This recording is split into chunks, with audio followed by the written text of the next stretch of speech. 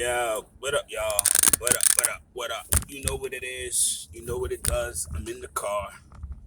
Sorry we did not have an official Candid Corner episode this week. I do apologize for that. There's been a lot of little transitions going on in the private world of Coach File. But we are definitely trying to get everything back together. But in the meantime, there's still a whole lot to talk about. So right about now, I'm going in on Robert Sarver. This dude here. Misogynist, racist, billionaire white man with power. Doesn't see the wrong or the error in his ways. Uh, but the toxic environment that he fostered and created for however long he's been the owner, that's a part of the issue with Robert Sarver. It's a major part.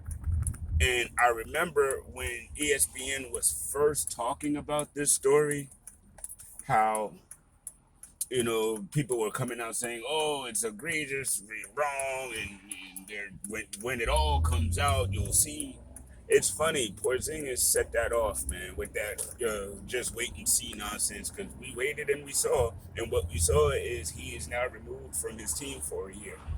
Now that makes absolutely no sense to me. So you think in a year, all of these decades worth of racism and misogyny are just gonna magically go away and he's just gonna be a better man? Are y'all stupid? Adam Silver, are you that dumb? Like, really? I mean, how dare you?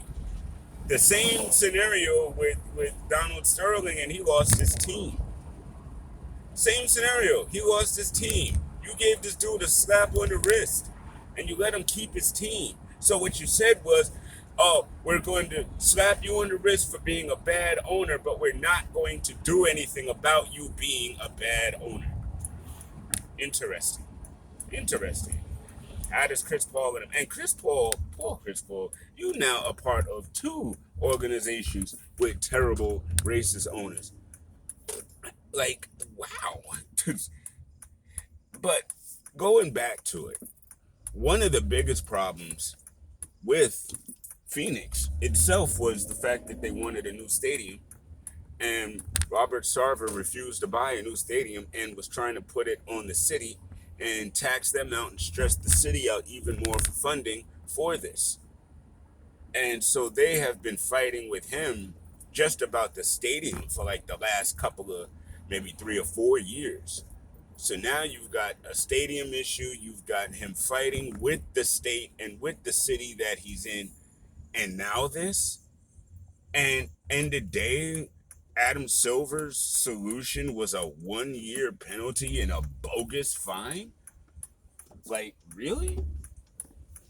I don't understand this. And the way he said it, the way Adam Silver came out in his press conference and said it, like, "I am so shocked and aghast of all of this," to give him a 1 year suspension. You ain't shocked nor aghast. Cut it out. Cut it out. I mean, dude, honestly, this is not this is not the prior commissioner's NBA. And for the yay or the nay, of Mr. Stern did not let none of this fly. Mr. Stern would not have let all that KD and James Harden nonsense fly.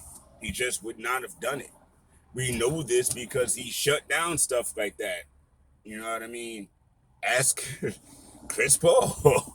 Woo wee, Chris Paul, you around all this today, huh? Jeez.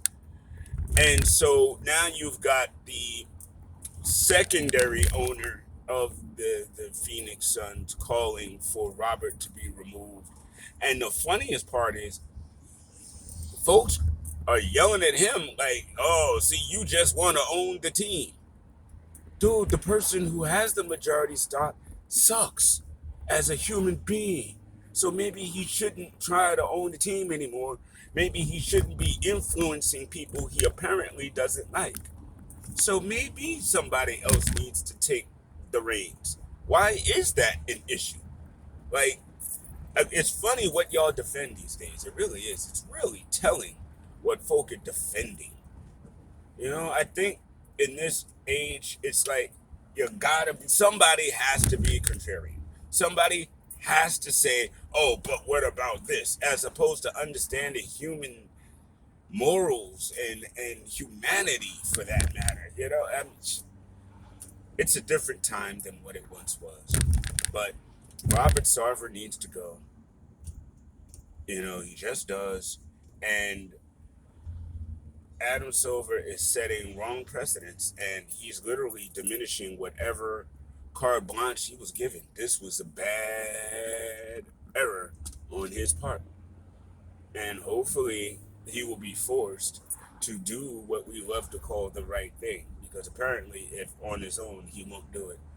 I mean, to me, honestly, Adam is too much of a mitigator. He's too much, well, we have to look at every side and we have to think for dude, you do what's best for the shield. That's what has worked for all these decades. You do what's best for the shield. All right. And at the end of the day, you have somebody like this in power. That's not good for the shield. I don't think this needed to be hemmed and hawed over as this was a simple decision. A precedent has already been set. There you go. So hey, that's my opinion. That's my take on it. I thank y'all for paying attention to me and checking me out. I'll talk to y'all later.